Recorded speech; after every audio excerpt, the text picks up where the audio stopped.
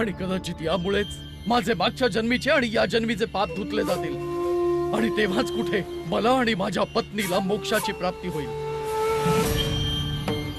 शेठ धनसुखलाल,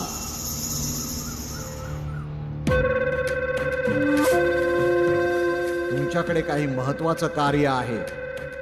तो अस्पृश्य जातीचा रामजी जर कोयता घेऊन आला तर तुम्ही बंदूक चालवा.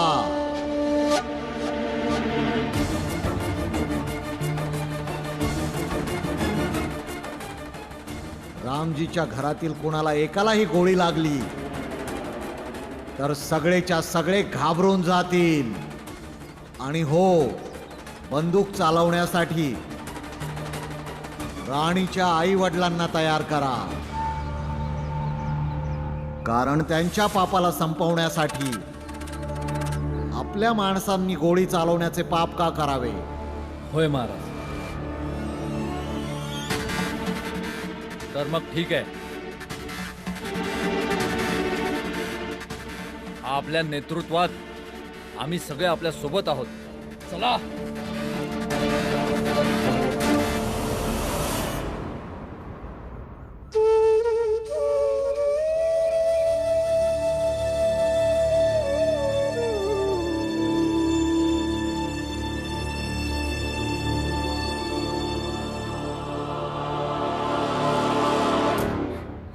नाही जगायचंय मला, नाही राहायचंय मला अशा ढोंगी लोकांसोबत. मी एक विधवा आहे, जिने आधी एका विधवेचं रूप घेण्यासाठी नकार दिला होता आणि मग समाजाच्या विरोधात जाऊन प्रेम केलं. तुम्ही सर्व अस्पृश्य तर नाही आहात ना? नाही नाही, मी आत नाही येणार. मरून जाईन, पण तुमच्या घरात एक पाऊलही नाही टाकणार.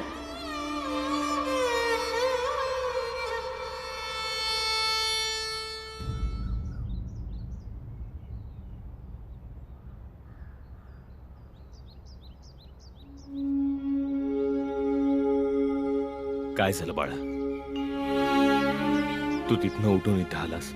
बाबा, तुम्ही सांगितलं होतं की नशीब काही नसतं, समजा आपल्या कर्मामुळेच होतं. मग या बिचारीचं आयुष्य एवढं त्रासदायक कसं झालं? हिच्या आयुष्यात 2-2 लोकांनी एकत्र आयुष्य जगण्याचा विचार केलेला, आणि दोघं बी हिला असं एकटं सोडून निघून गेले.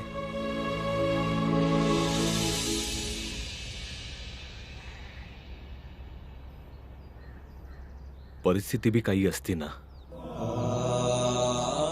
लोक नेहमी खूप साऱ्या चांगल्या वाईट परिस्थितीला एक साथ मिळून आपलं नशीब समजतात, पर हे आयुष्याचे खरं रूप नाही. त्यामुळं अशा काही घटना आयुष्यभर येतच राहतील. त्यांना थांबवणं आपल्या हातात नाही आहे. आणि अशा घटना तुला नशिबाच्या सिद्धांताजवळ जाऊन आणि कर्मापासून दूर करतील. आणि अशाच वेळेला माणसाला दृढता आणि आपल्या कर्मावर विश्वास ठेवण्याची लय गरज असते. पर बाबा, कर्म केल्याने आपल्या समध्या प्रश्नांची उत्तरं मिळतात का? बाळा, हे खरं आहे की प्रत्येक समस्येचं समाधान फक्त कर्मच नसतं. या काही समस्यांना आपण टाळू शकतो आणि वाचवू शकत नाही. पर एक गोष्ट खरी आहे, कर्म करत राहिल्याने नेहमी आपण समस्येवर मात करू शकतो. या हातावर हात धरून राहिल्यावर नाही.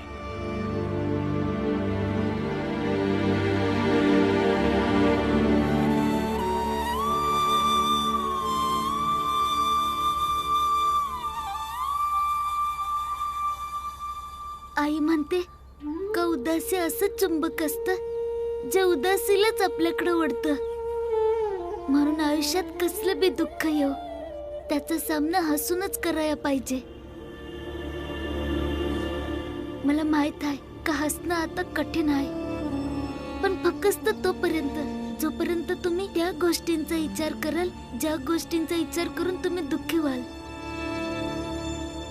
बरं जाऊ दे, हे सांगा का तुम्हाला आमच्या घरात कसं वाटतंय? खरं सांगू, तर माझ्या घरापेक्षा जास्त सुंदर वाटते. मला इथे तुमच्यामध्ये सुरक्षित वाटते आणि इथले लोक मला जास्त आपले वाटत आहेत. मग आपल्या घरात चाय बनवू आजपासून, तुम्ही पिणार? नाही भीम, नाही पिऊ शकणार. बरं ठीक आहे, मी तुमच्या झोपडीतनं भांडी घेऊन येतो. बरं सांगा, तुम्हाला खाण्यात चांगलं काय बनवता येतं?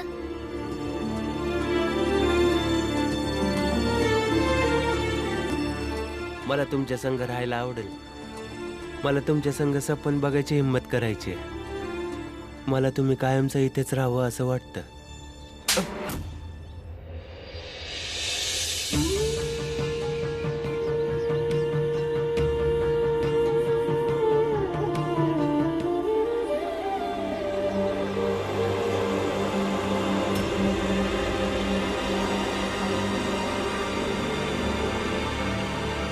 डोसकं खराब झालं का तुझं?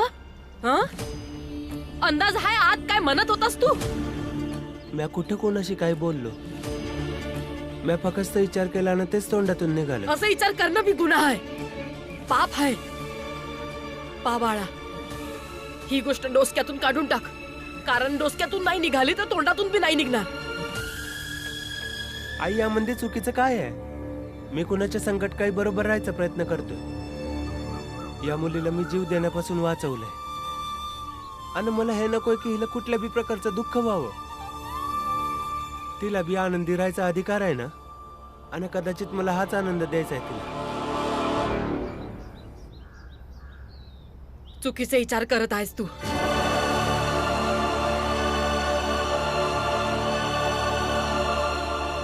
जेव्हा भीम माधवीची मदत करत होता तेव्हा तुम्ही त्याला चुकीचं नाही म्हटलं, तर मग मला तू परत भीमासोबत तुलना करत आहेस? ठीक आहे, मग या दोन गोष्टींमध्ये जो फरक आहे ना, तो समजण्याचा प्रयत्न कर. बाळा, भीमा माधवीची मदत करत होता, फक्त मदत. त्याने माधवी सोबत जे नातं जोडलं होतं ना, त्यासाठी कदाचित समाजाने त्यांना माफ केलं बी असतं, कारण ते नातं बहीण भावाचं होतं. अन भाऊ बहिणीचं नातं समाजासाठी चुकीचं नसतं बाळा. पर बाळा, तुझ्या गोष्टीवरून मला असं का वाटतंय की तू या पोरीवर प्रेम करायला लागलायस.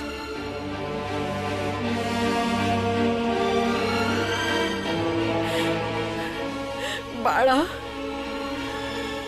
ही गोष्ट समजण्याचा प्रयत्न कर.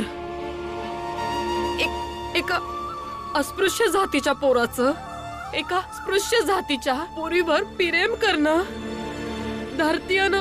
धरतीनं आकाशाच्या मिळण्या एवढं, त्याच्यापेक्षा बी जास्त खूपच अशक्य आहे. बाळा, प्रेम ते शक्य आहे जेव्हा दोन माणसं साखरनं पाणी सारखे एकमेकात विरघळलेले असतात. पण तुझ्या प्रेमाबद्दल विचार करतोयस ना, ते पाणी आणि साखरेसारखे विरघळलेले नाही आहे.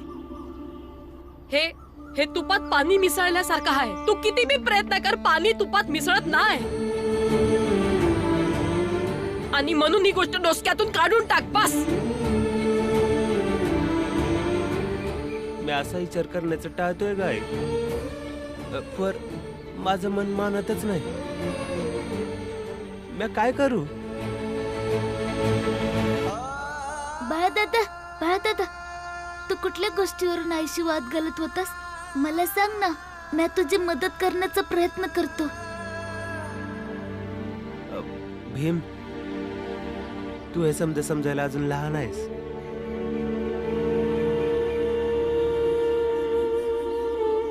आई, अशी कोणती गोष्ट आहे जी मला नाही समजणार? आणि बाळदादा मला लहान का म्हणतोय? खरं बोलत हाय बाळा दादा, तू नाही समजू शकणार.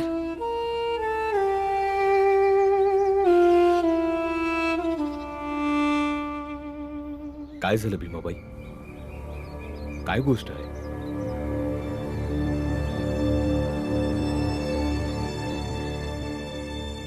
रामजी, मार कर, मी आहे ना, तू आहे म्हणजे चल बाहेर निघ.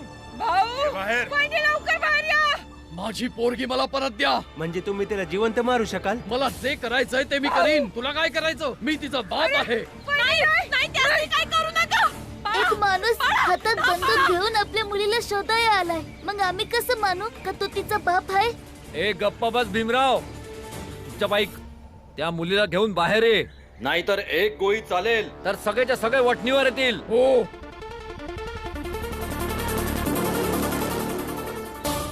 रिटायर्ड सुभेदार आहे, गोळी बंदुकीला नाही घाबरत. रामजी, आज कोयता उचलण्याची संधी देणार नाही. माझी मुलगी मला परत कर, नाहीतर कुणी एक तर नक्कीच मारलं जाईल तुझ्या कुटुंबातून. बाबा, कुणाला काहीच करू नका.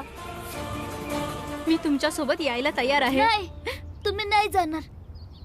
कुणाला बी मारणं इतकं सोपं नाही आहे. नाही भीम, मला जाऊ दे. जे वडील आपल्या सख्या मुलीला परंपरा आणि रूढींच्या नावावर गोळी मारू शकतात, ते कोणाला काही पण करू शकतात. म्हणून जाऊ दे मला.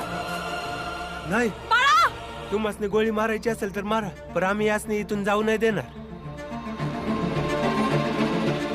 छी छी छी, तू थांबवत आहेस त्या मुलीला? का हिला थांबवून हिच्या विधवा धर्माला भ्रष्ट करत आहेस तू? चलट. बाजूला हो. मला तुमच्या संग राहायला आवडेल. मला तुमच्या संग सपन बघायची हिंमत करायची आहे. मला तुम्ही कायमचं इथेच राहावं असं वाटतं. तुम्ही बाजूला व्हा. जाऊ दे मला. जे करायचं आहे ते करा. तुम्ही खरंच एक बाप असून आपल्या मुलीला मारणार?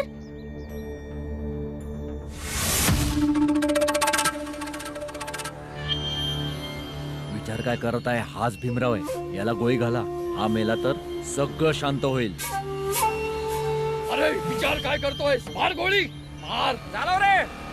संत न छाड़े संतई, जो कोटिक मिले असंत.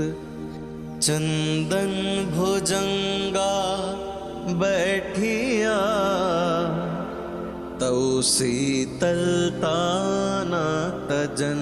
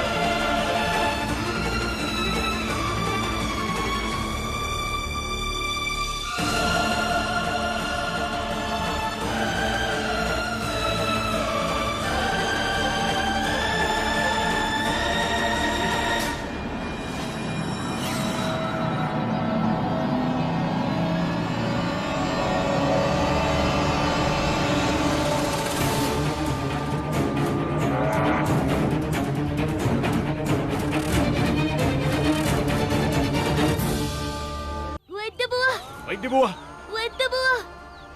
वैद्यबुवा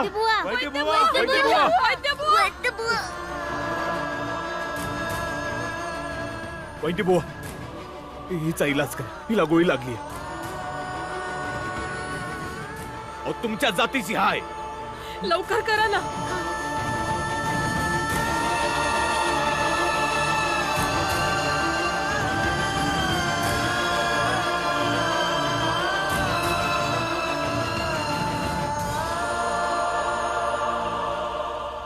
हिला वाचवणं तर खूप कठीण वाटतंय. तुमच्यासाठी काय कठीण आहे? तुम्ही थोडा प्रयत्न करा ना. तुम्ही प्रयत्न केला तर ती नक्की वाचू शकेल. तुम्ही तिला वाचवा ना. तिला वाचवा ना तुम्ही.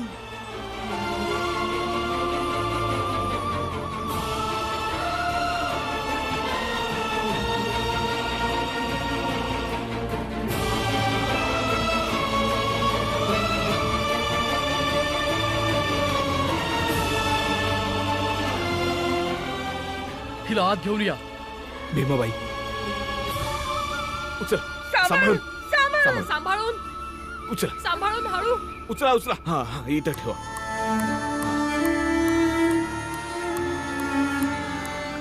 तुम्ही लोक जरा बाहेर जा, जरा शांतता हवी आहे.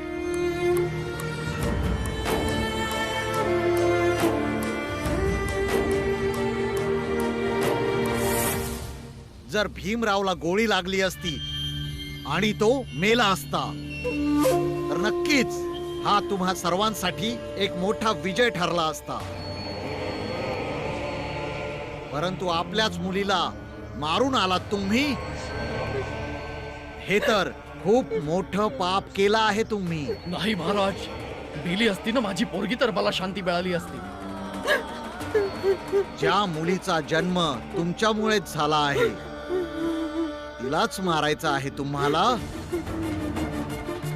पण यामुळे त्या दुर्दैवी विधवेचं पाप संपणार तर नाही आहे. आणि लक्षात ठेवा, पापाचं ओझं खूपच जास्त असतं. जर मरण्याच्या आधी मनुष्याने आपल्या पापांचं प्रायश्चित्त नाही केलं तर त्याचा आत्मा त्या पापांचं ओझं वाहत राहतो आणि याचा परिणाम त्यांच्या नातेवाईकांवरही होत असतो. आणि त्यामुळेच तुमच्या त्या दुर्दैवी विधवा मुलीला प्रायश्चित्त करायला हवं. आणि त्यामुळे तिचे जिवंत राहणे खूप महत्वाचे आहे.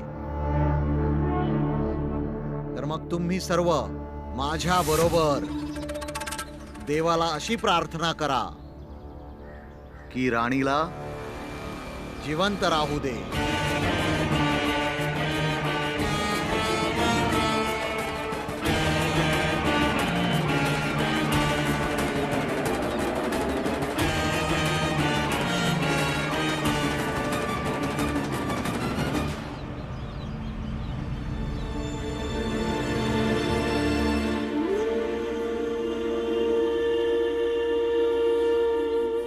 भीमाबाई हा बाळा हा, बराबर विचार करताय. बाळाच्या मनात राणीसाठी प्रेम तयार होतंय. आणि हे बरं नव्हत. मला लई भीती वाटतीय. तुम्हाला ठाव आहे स्पृश्य जातीचे राणी आणि बाळाचा मेळ कधी बी नाही होऊ शकत. मी प्रयत्न बी केला समजवण्याचा, पण तुम्ही बोला ना. बघा, जो तो विचार करतोय ना त्याने फक्त समाजाशीच नाही तर देवाशी पण वैर होऊन जाईल. समजवा त्याला. वहिनी खरं बोलतीया. भाऊ हे जर खरं असेल तर आपल्या समजांसाठी लय मोठी समस्या उभी राहू शकते.